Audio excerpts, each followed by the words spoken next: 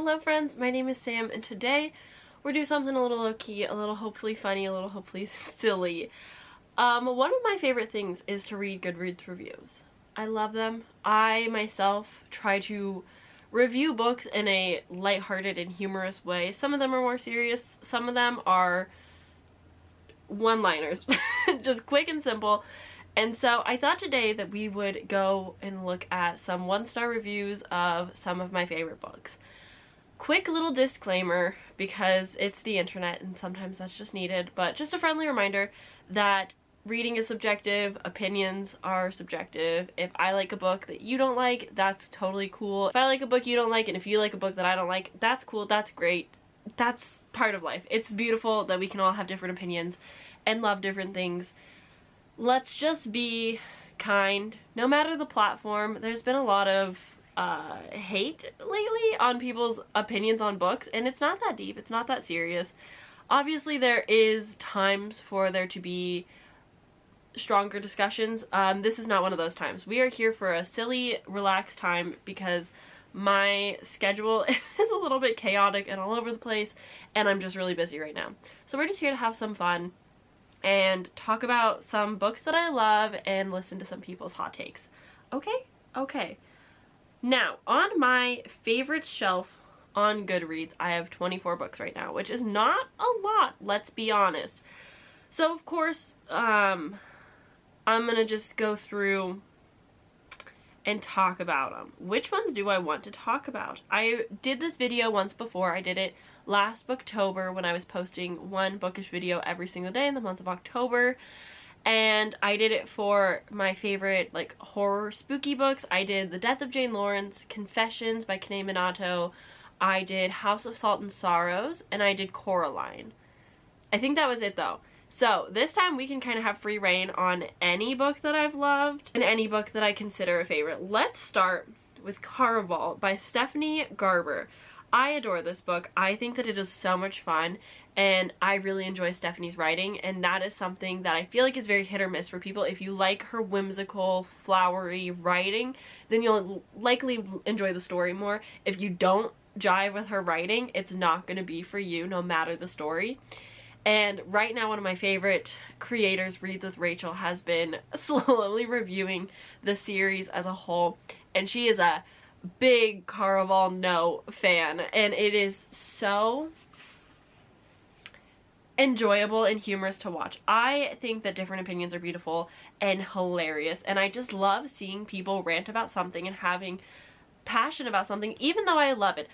Please, if you are easily upset by people not enjoying your favorite books and whatnot, don't look up one-star reviews.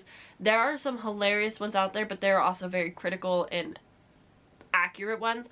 There are flaws in my favorite books and I'm aware of them, and that's a part of reading. I don't just blindly love something. Fourth Wing, we'll get to it. I love books that aren't always going to be good, and that is okay, as long as we can understand that in Caraval there is a problematic issue with Donatella's character and the depiction of suicide at the end. It's not good. I recognize that, but I have fun in the story, and it's a story that I want to revisit.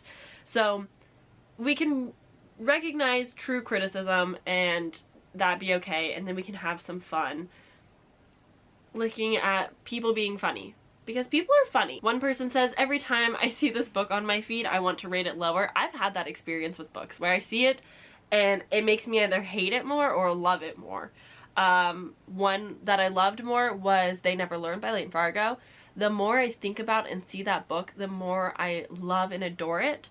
But on the opposite, the Daughter of No Worlds book by Carissa Broadbent, every time I see it, I want to rate it lower. So accurate. Changed my rating to 1 star because as much as I wanted to be positive, I did not like this book, and every time I'm reminded of it, I'm reminded how much I disliked it. Yeah. That's so funny. Somebody rated it 0.5 stars. Let's read what Rachel has said. I read this in 2018 and still the slot holder for #1 worst traditionally published YA fantasy book of all time for me. And then a link to her video. I highly recommend that video. It's very funny, very interesting. This book is beautiful in atmosphere and has lovely writing, but that doesn't make up for the ridiculously convoluted plot. The lack of explanation of magic that brings back the dead, no less, and the overdone tropes of no one talking to each other. The sisters have no idea how to sit down and talk. What the fuck? Also, the romance can seem swoon-worthy, but it's really sort of weird when you think about the lying and forceful male behavior going on. Honestly, the more I think about this book, the crankier I get. That I was so excited for it, and it let me down so badly, and everyone loves it, but I'm surprised more people weren't put off by the no, this is the truth, no, actually this is the real truth type of plot twist reveals. Yeah, again, Caraval came out in 2018, or 2017? Around that time, and I read it the year that it came out, and then I read it again 2 years later, and I just have that like nostalgic fond memories of reading it, and just like it kind of is the book that got me back into reading and made me remember why I loved reading and just like being in a fantastical, whimsical world. And it's a catalyst for an entire shelf because I just love the tropes and that setting, and so it has a special place in my heart. But every critique I've ever read of Caraval, valid, accurate, correct assumptions, correct critiques, like not at all incorrect. And it's just something so funny. Like, I understand problematic books are what they are, and sometimes you just gotta accept it. The author is doing little harm. The book has some problems, but I think Stephanie Garber has grown a lot as an author as well, just based off the absolute love people have for the spin-off trilogy Once Upon a Broken Heart. So it is interesting to see the critiques of it being accurate. The reason this gets 1 star is because I just finished the book and literally forgot the name of basically everyone. Me when I finish most books. It's kind of rough. I have a really hard time, especially female main characters or the protagonist. Never remember their names. The men, sometimes. Sometimes really not. Names, too many, so hard. This 1 star review says, don't talk to me about this book. I burst out into tears because I'm so disappointed. And another one says, this is hands down one of the worst books I've ever read. Editor, woo. Yeah, so something I've noticed with reviews, like 1 star reviews, is often it's like disappointment levels where you go into it with expectations, or the hype makes you like really excited for it, and then it just like doesn't quite hit. I get that. So that was it for the Caraval ones that I wanted to look at, that I found. Now we're gonna get into Fourth Wing, and one of my new obsessions in life is Fourth Wing. I loved and adored it, but I also recognize that it is so cringy. Like, I cringed the whole way, but I had a really good time with it, and I thought it was fun, and I enjoyed the story and the twists and the everything. But I've watched so many negative reviews. Reads with Rachel hates it, and did like a 2-hour review, which is part 1 of a part 3 series, and then also did a video explaining the entire book to her husband, and it's hilarious because yeah, it's not great world building. It's very easily written, but also for like a debut new adult fantasy, like, I get it. Writing a fantasy book is hard.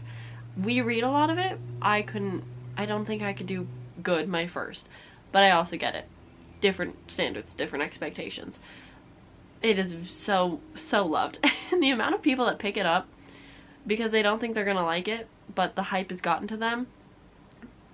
Why put yourself through that? You know you don't like it. If you don't like Sarah J. Maas, you're not gonna really enjoy Fourth Wing that much, and I just don't get it. Why torture yourself?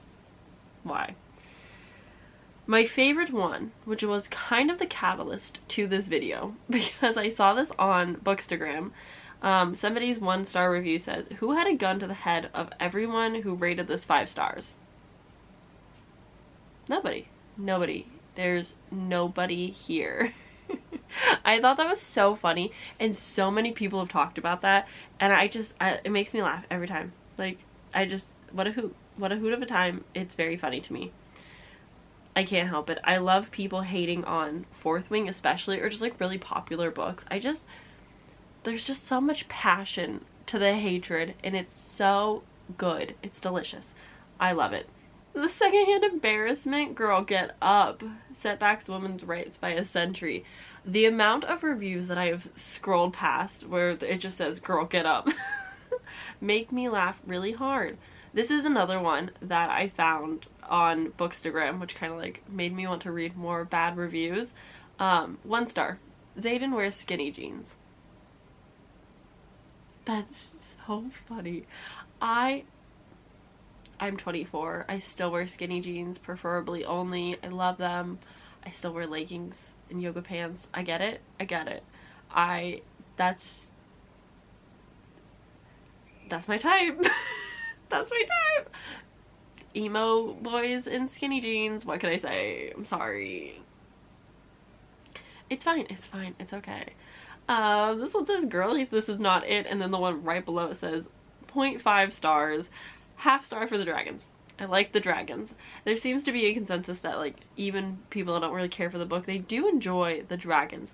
Another thing that I've seen, and I've kind of just gotten past them, like I don't want to dive too into them, but I don't understand people rating a book 1 star when the review says this was mid, or this is a 3 star, or this is a 4.5 star, but it's rated 1 star. I don't get it. You do you, whatever, but I don't get it. One review I saw specifically was like, this is a 3 star, but nobody else is being critical of Fourth Wing, so I'm gonna rate it 1 star because I have to be critical of it. But there was no critiques of it. It was just, this is a 3 star book, but I'm rating it 1 because no one else is doing that. And I was like, but why? I sometimes want to know why reviewers do what they do, because reviewing is for other reviewers. Like, I try to make my reviews so that if somebody comes across it, they know why I rated the book that way, and they know how I feel about it. That way they can gauge for their best consumer decisions if, like, it's a book that they want to spend money on. Like, I see reviews as, should I buy this book at full price? Should I buy it at half price? Should I get it from the library? Or should I completely skip out? Like, that's what reviews at the end of the day are for. And I prefer reviews to be funny. It just adds some joy to my day. But I don't understand, like, actual just bad reviewing. Like, you do you. Anyone can review. I just don't get it. So if you understand why somebody would rate rate it 4.5 but do 1 star, like it wasn't an accident, I don't get it. If it's 3 star, why don't we rate things 3 stars? I'm curious. I really would like to have an answer. This one says, you literally have a man carving you wooden tokens of your dragons, but sure, go for the murderous, rude, brooding, condescending one. Also, violence is the dumbest nickname I've ever heard. Not wrong. Not wrong. Absolutely correct. Would I prefer Fourth Wing if Liam was the love interest? I don't think I'd be opposed. I wouldn't be opposed to Liam being the love interest. Something to think about. This one says, it's giving published fan fiction. And that's... I've seen more people say that now about Fourth Wing. Comical. Comical, so funny. I love that. I love people saying things like Ali Hazelwood, which it is. It is actually published fan fiction. But because of things, authors like Ali Hazelwood that get published, which, let's remember, fan fiction is good. People can write well. You don't have to be like this big published author to write well. But I do think it's hilarious when someone's like, this is just public fan fiction. Like, let's not hate on fanfic. A published book could just be bad. Okay, so that was it for the Fourth Wing. Honestly, I've seen a lot more like funny video reviews of Fourth Wing rather than on Goodreads. I think a lot of people get nervous going on Goodreads to give like a scathing review. I get it. Like, people feel more hesitant to give bad ratings on Goodreads because some people can be really mean on Goodreads. It's not fun, but it is, like, it's interesting how many people don't just go in on a book. Like, there's funny people that review books, and I just need more of that. Good and bad. I don't care. More. So, the next one that I want to review is The Honeys. I don't know how many there will be, and I'm always hesitant going into 1-star review spaces of queer books or queer authors because I try to avoid just bigots and bad people reading good books, and like I don't want any of that. So I try and just skim these kinds of reviews just to, you know, save myself a little bit, and I'm going for more of the shorter things when I'm looking. This one says, I wish I could take a wire brush and scrub this from my brain. Oh no. Oh no. This is by far one of the dumbest books I have ever read. I can definitely say that stuff happened in this book. 1 star. Stuff definitely does happen in this book. I like The Honeys. It's a young adult summer camp horror, so obviously the summer camp trope is there and alive, but also bees. Freaky. The audiobook is such a good time. I really love the audiobook. So I highly recommend. There's sound effects of bees. If bees scare you or if you have trypophobia, do be careful, but I thought it was really good. Okay. We're gonna get into some All of Us Villains because this is a book that I really loved and adored, but do I actually think it's good? The judgment is still deciding. We're still figuring that out because although I liked it, I do see the critiques and see why people wouldn't have fun with it. Okay. 1.5 stars, but I'm rounding down because I hate this the more that I think about it. All of Us Villains is The Hunger Games as if it was sponsored by Hot Topic, aired on Freeform, and has a soundtrack by Evanescence. You might be thinking that sounds great, but trust me, it's too much whiny emo nonsense for this reviewer who gave up in the early to mid 2000s and still does the MySpace angle when she takes selfies. Sigh, I am too old to be reading young adult maybe. It breaks my heart seeing people review young adult fantasy typically, but saying that they've reached the point where they're too old for young adult and they just don't find enjoyment out of it anymore, and it kind of breaks my heart. Like, I get it, young adult is for high school, younger ages, like new adult ages, but yeah, it does get a little bit heartbreaking when I'm like, oh no, you're growing up. And adult books are great. I read more adult books this year than I have any other year, and they're great. They're well written. You relate to them. They're fun. But it is still like, oh no, they're losing some of the magic. It just, yeah, it makes me a little sad. But I love Hunger Games sponsored by Hot Topic, aired on Freeform with the Evanescence soundtrack. I want that to be my brand. Like, that's what I want in life. That's what I want to look like and be perceived as.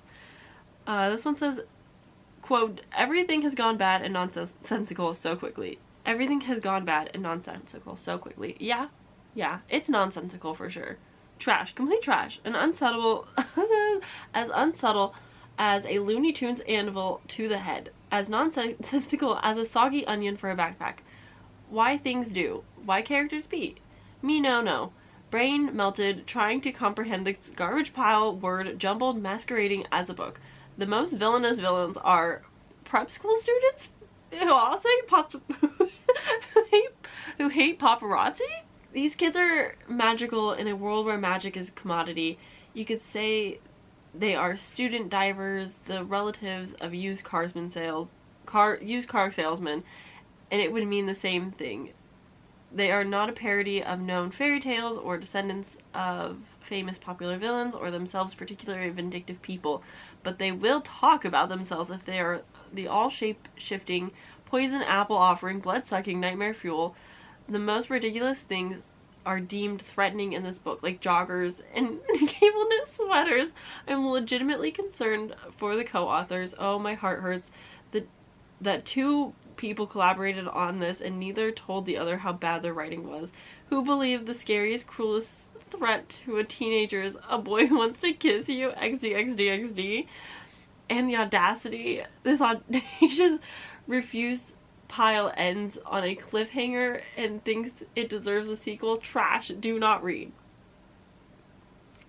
Well, I read it, and I do want to read the sequel. I even want to reread it, which might be my downfall. We'll see. That's So funny. I do agree that like these villainous characters are just kids. They're just kids that are in a really crummy situation because of their family. I would say that the villain of the different perspectives and like kids that we get would be Alistair, because does he go in on his family, and I appreciate that kind of stuff. But I get it, like they're kind of just cinnamon rolls parading as villains because they have magic. I get it. I get it. I'm not trying to hate on like actual good takes. I just want to like laugh a little bit and have a good time. So let's look at some for The Night Circus by Erin Morgenstern. I know that this is one of those books that a lot of people probably won't enjoy, especially if like their expectations aren't where they should be. This is an all plots, no vibe type of story. Like it's character driven, it's vibe driven. You're just there to vibe, and I love the vibes, but I hated the audiobook narrator. And it's the same issue with The Starless Sea. The narrators are just these old men, and it's not compelling to the story whatsoever, but I loved the world of the Night Circus, and I loved the characters and everything that was happening. It just fond memories, and I really enjoyed it. But it's slow. She's thick and it's slow, and I get the people that don't like it.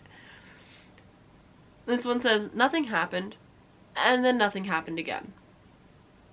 And then nothing happened again, and then nothing happened again. And then the ending happened, and oh boy, did things happen at the end. I've been sat here the whole time thinking, why is this book 500 pages long when it could have said all it wanted and needed to say in 300 or less? But then I googled it and discovered it was originally written for NaNoWriMo, and suddenly it all made sense. If I was under a time limit to write a hefty word count, I too would probably describe everything. Yes, every single banal, inconsequential, irrelevant detail if it added some words to the page. The only downside to that is that, as this book shows, it's actually not that easy to hide a surface level insta-love plot and cardboard cutout characters under the saccharine gloss of description. When reading this, I felt like the video of that raccoon trying to eat candy floss. People are telling me it's sweet and it looks good, but all I'm ending up with is this wet pause and a look of disappointment. I don't know the reference, but now I need this video in my life, because that sounds like a good time. Sounds like a sweet time.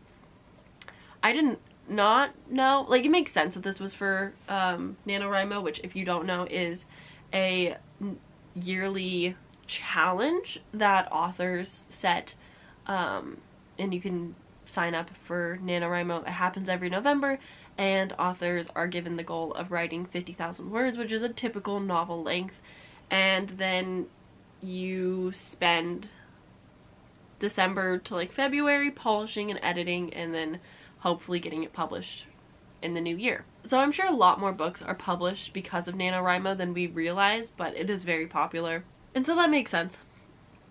I still think that it's good though. I like the writing, I like the environment, so I feel like if you wrote that in a, like, I cannot imagine actually writing a full novel in a month, so that's more skill than I'll ever have, and kudos to Erin Morgenstern for that, but I can get it, I guess. This book took 10 years of my life away. That's kind of how I felt about The Starless Sea, if I'm being honest. Yeah, that one was a little bit rough for me. It was very slow, very boring, very long, and I just did not like it as much. I don't even know what the plot is. Does anyone know what the plot is? Have you found the plot?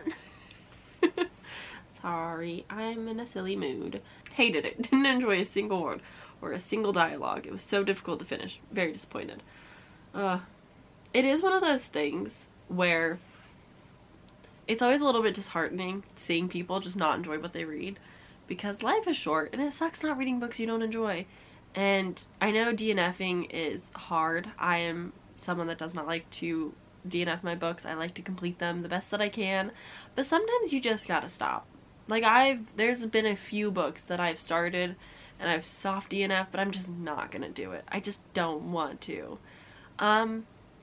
But I think that's gonna be it for this video. I think we're good. My camera battery's dying. we can wrap this up. I've been going for a while, longer than I was expecting to, so thank you for watching and hanging out with me. Hope you enjoyed this very short and quick video, kind of an interlude before more reading vlogs come out, and my TBR video is going to come out soon, so stay tuned for that and subscribe if you want to see more from me. But thanks for hanging out. Let me know what your favorite 1-star review is of a favorite book of yours. I would love to know, and we can just laugh and have a good time about it. Unless it'll hurt your feelings. Don't hurt your feelings.